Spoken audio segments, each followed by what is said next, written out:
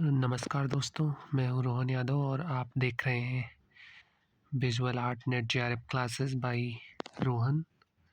तो आज की इस वीडियो में हम एक बहुत ही महत्वपूर्ण नेट जेआरएफ और आर्ट हिस्ट्री से जुड़ा हुआ अपने विषय समझने वाले हैं, जिसका टॉपिक है बौद्ध स्तूप और उसकी उत्पत्ति, संरचना, प्रकार और प्रतीकात्मक अर्थ।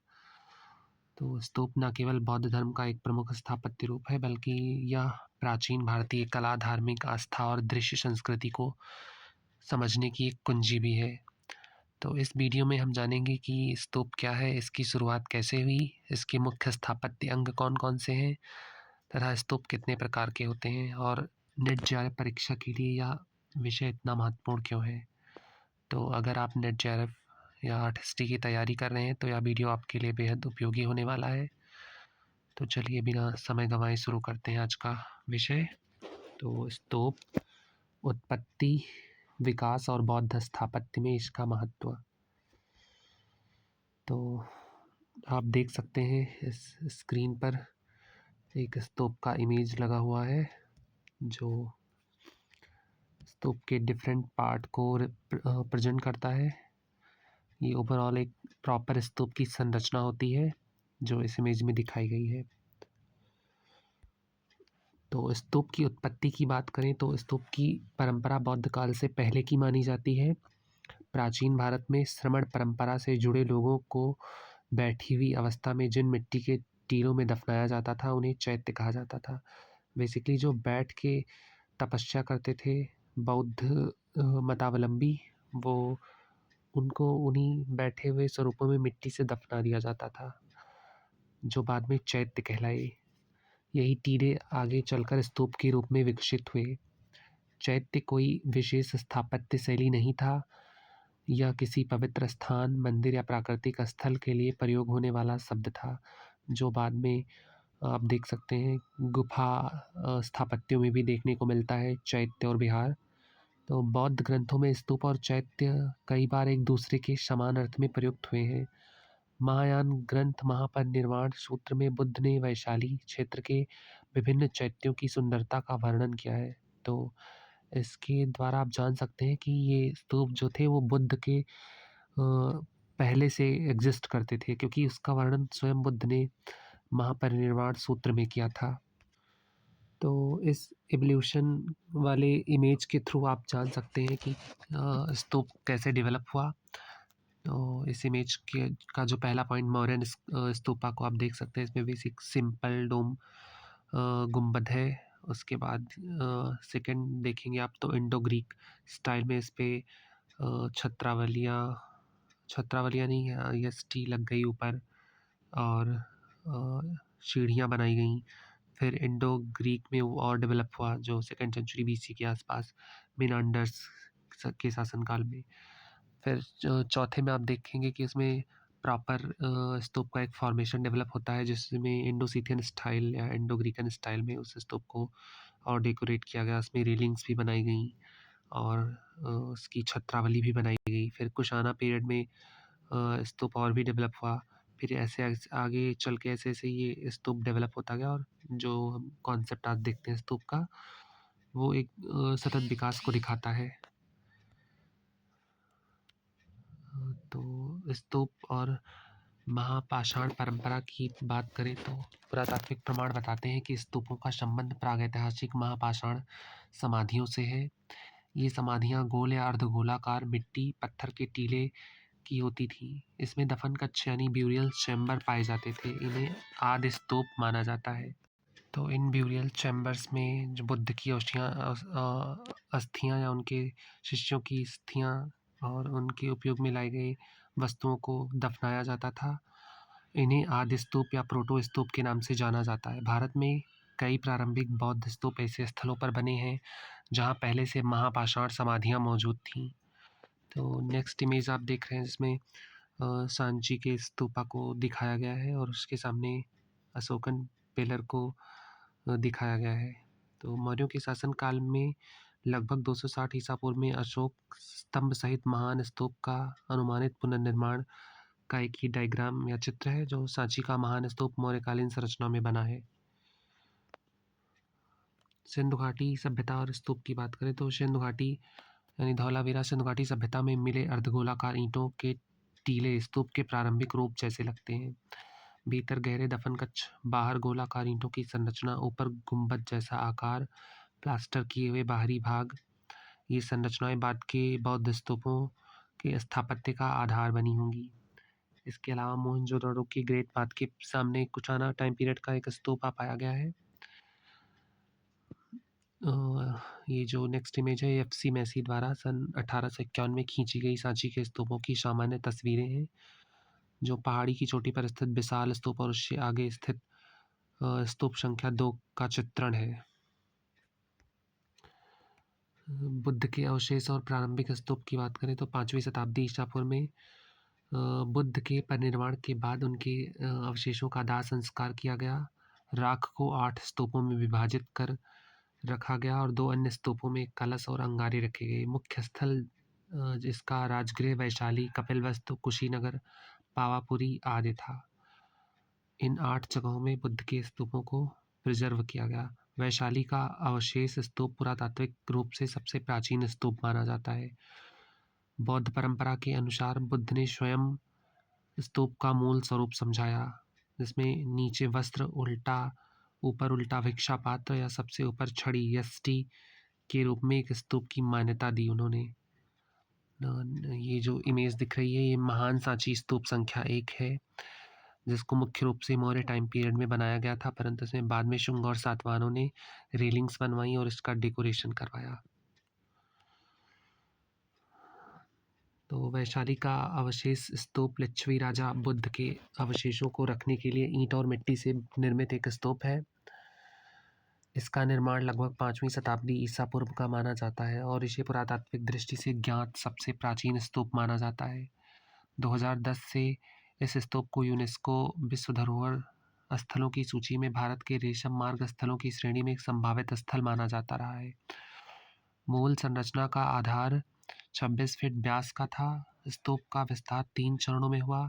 इसमें 4 चबूतरे थे जो चारों दिशाओं में इंगित करते थे, संभवतः इसलिए ताकि उन पर भेंट रखी जा सके। तो ये सिंपल सा जो शुरुआती स्तूपों के चरण को दर्शाता है। ये वैशाली का स्तूप है, ये पिपरावा से भी प्राचीन है।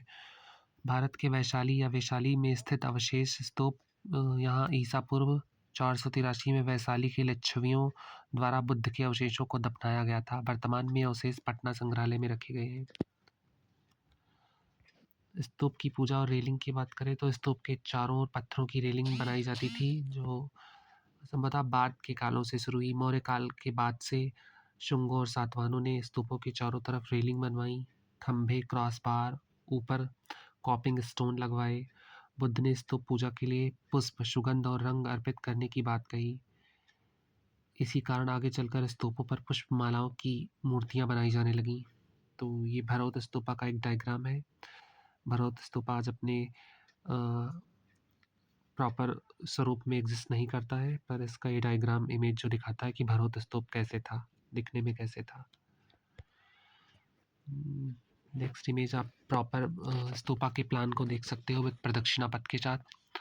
तो पहले अशोक का योगदान 3री शताब्दी ईसा पूर्व में सम्राट अशोक ने स्तूपों के विकास में निर्णायक भूमिका निभाई। पुराने स्तूपों से बुद्ध के अवशेष निकालकर पूरे भारत में वितरित किए। तो बौद्ध परंपरा के अनुसार अशोक ने 84,000 स्तूपों का निर्माण कराया, जिसमें सांची, केसरिया, भरौत, अमरावती जैसे प्रमुख स्तूप अशोक के काल से जुड़े हुए हैं। स्तूपों के पास अशोक स्तंभ भी स्थापित किए गए। स्तूप शब्द का पहला लिखित प्रमाण निगाली सागर स्तंभ से मिलता है। तो इस इमेज में आप प्रॉपर स्तूपा के आर्किटेक्चर को देख सकते हो, जिसमें सबसे पहले ऊपर छतरी बनाई गई है, नीचे उसकी हर्मिका जिसके ऊपर छतरी को लगाया गया है और उस हर्मिका को उस प्रॉपर अंड भाग के ऊपर रखा गया है और डबल प्रदक्षिणा पथ भी बना हुआ है। और इस प्रदक्षिणा पथ के लिए यात्रा करने के लिए मेधी बनाई गई है और चारों तरफ वेदिका और रेलिंग बनाई गई है। चारों तरफ तोरण द्वार हैं जिसमें बौद्ध जातक कथाओं की चित्रण किए जाते थे।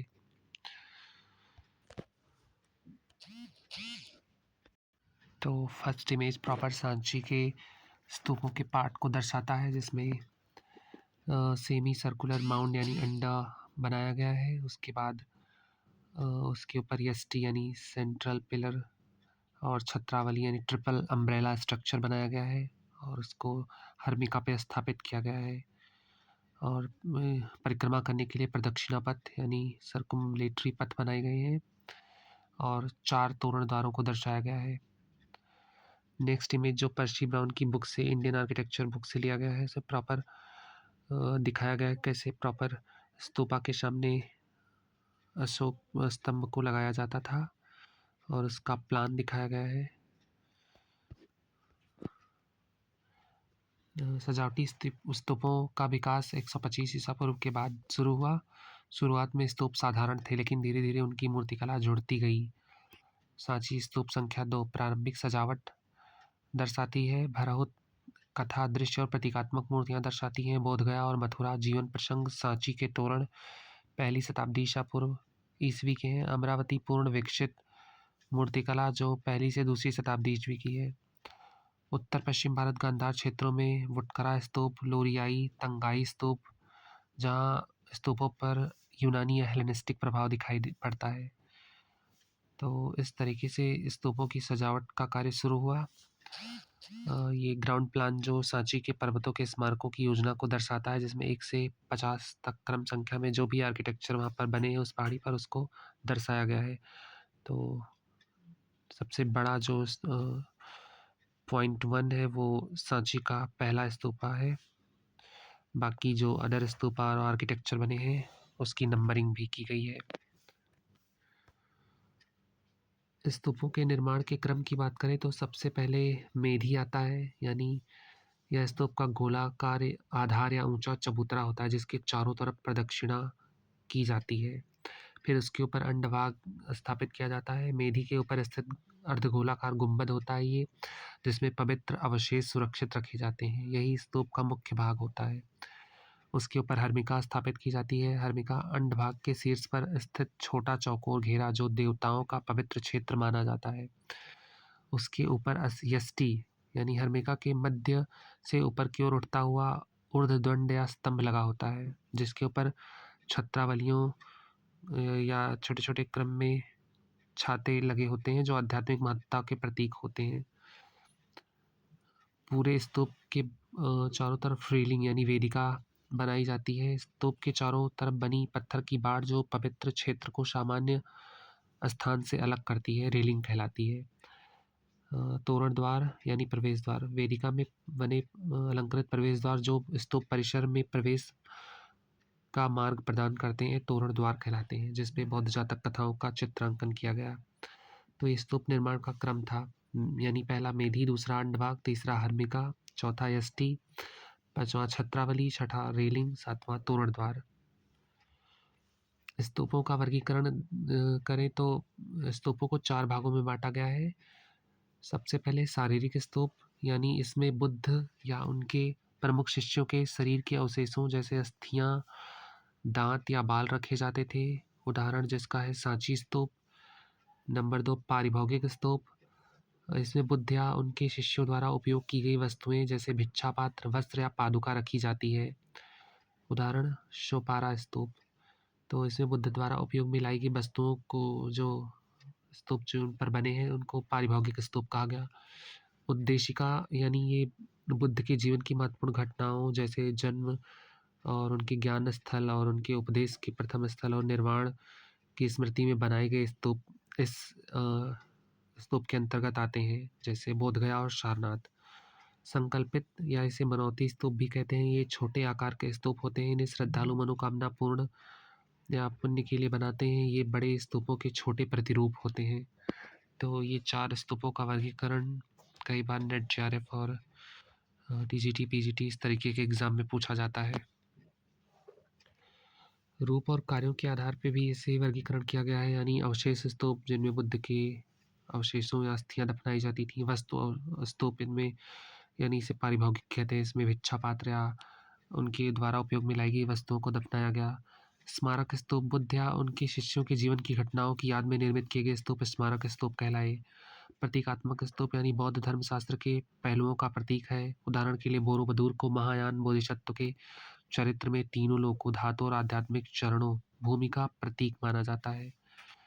मन्नत के लिए यानी इनका निर्माण यात्राओं की याद में या आध्यात्मिक लाभ प्राप्त करने के लिए किया जाता है। आमतौर पर ये उन प्रमुख स्तूपों के स्थल पर बनाए जाते हैं जहाँ नियमित रूप से दर्शनीय स्थल होते हैं। ये स्तूपा का प्रॉपर ग्राउंड प्लान है जो वर्ड व्यू फॉर्म में है। सेंटर में एक्सिस पिलर और वेदिका और हर्मिका दर्शाया गया है। उसके चारों तरफ तोरना और रेलिंग दिखाया गया है। और आउटर प्लान में तोरना को, स्टोन वेदिका को, अंडा यानी डोम को दिखाया गया है। हर्मिका छतरी, एक्सिस पिलर या वेदिका को दर्शाया गया है। नेक्स्ट है कि सबसे प्राचीन जो माना जाता है उत्तर प्रदेश का, ये पिपरावा स्तूप उत्तर प्रदेश के सिद्धार्थनगर जिले में स्थित है, जिसे कपिलवस्तु का स्तूपा भी कहते हैं। ये सिद्धार्थनगर शहर के पास है। यह क्षेत्र काले नमक चावल की सुगंधित और मसालेदार किस्म के लिए भी माना जाता है। पिपरावा ऐतिहासिक बुद्ध जन्मभूमि क्षेत्र में स्थित है और विश्व धरोहर स्थल लुम्बिनी से लगभग 9 मील की दूरी पर है, जिसे गौतम बुद्ध का जन्म स्थान माना जाता है। पिपरावा अपने महत्वपूर्ण पुरातात्विक स्थल के रूप के लिए प्रसिद्ध है। यहाँ की गई खुदाई से यह प्रमाण मिलता है कि बुद्ध की अस्थियों का एक भाग उनके शाक्य वंश को दिया गया था और उसी को यहाँ एक स्तूप में सुरक्षित रखा गया। इस स्थल पर एक स्तूप, कई प्राचीन मठों के अवशेष और संग्रहालय मौजूद है। इसके पास स्थित गनवारिया टीला क्षेत्र में प्राचीन आवासीय परिसर और बौद्ध मंदिरों के अवशेष पाए गए हैं। तो ये वर्तमान स्थिति का पिपरावा स्तूप का इमेज है और यहाँ पर मंदिरों के अवशेष के या उस प्रांगण में स्थित जो भी आर्किटेक्चर थे उनके फोटोग्राफ्स हैं, इनको आप प्रॉपर देख सकते हो। नेक्स्ट इमेज, पिपरावा में मिले 5 अवशेष पत्रों में बुद्ध की अस्थियां और उनसे संबंधित वस्तुएं रखी गई थी। बुद्ध के अवशेषों के साथ पिपरावा फूलदान शिलालेख में लिखा है सलिला निधाने बुद्धसा भगवते, यानी भगवान बुद्ध के अवशेष, जिसके आधार पे पता लगाया गया कि ये प्रॉपर बुद्ध की अस्थियां और उनके अवशेष ही हैं। जनवरी सन 1898 में विलियम पेपे द्वारा इस स्तूप की खुदाई यानी पिपरावा स्तूप की खुदाई का ये दृश्य का फोटोग्राफ है जो विलियम पेपे ने इस फोटोग्राफ को लिया था। स्तूप स्थल का दृश्य दर्शाया गया है। ये इम्पॉर्टेंट जो भी था स्तूपा के बारे में। इसके अलावा माना जाता है कि केसरिया स्तूप भारत का सबसे बड़ा स्तूप है और विश्व का भी सबसे बड़ा स्तूप केसरिया है, लेकिन अगर वो ऑप्शन में नहीं होता है तो जावा या इंडोनेशिया बोरोबुदुर का स्तूप दुनिया का सबसे बड़ा स्तूप है। और भारत का सर्वश्रेष्ठ स्तूप की बात करें तो सांची का स्तूप भारत का सर्वश्रेष्ठ स्तूप है। और संगमरमर में बना स्तूप सबसे पहला तो वो अमरावती का स्तूप है। इसके अलावा आगे की वीडियो में जो भी प्रॉपर स्तूप जिस टाइम पीरियड के हैं उनको बताया जाएगा। तब तक के लिए धन्यवाद।